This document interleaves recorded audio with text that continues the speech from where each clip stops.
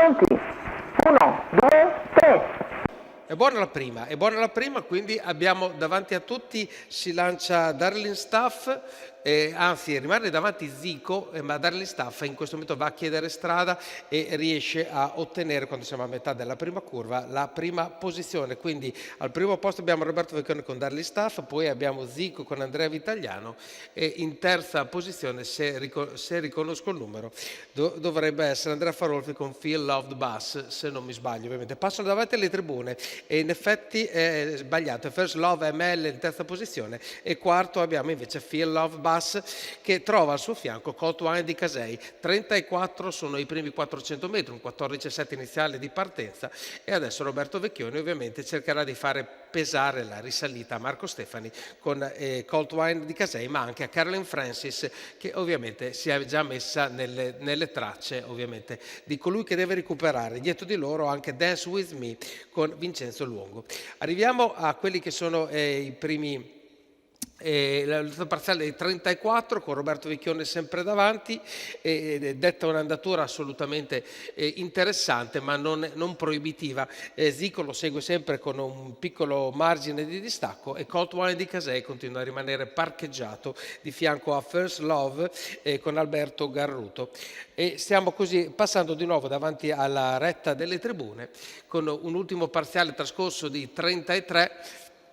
e Roberto Vecchione continua a condurre con tranquillità quando entriamo negli ultimi 800 metri di gara e quindi davanti a tutti, lo ribadiamo, Darling Staff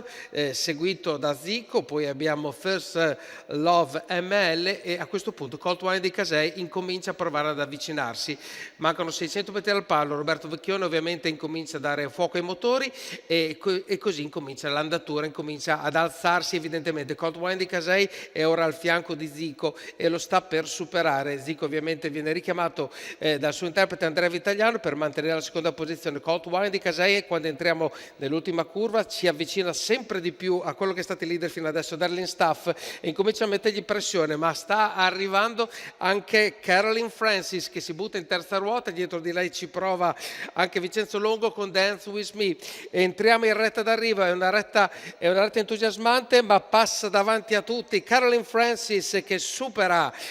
Darling Staff, poi arriva fortissimo Dance With Me che si va a prendere la terza posizione, non riesce a proseguire nel suo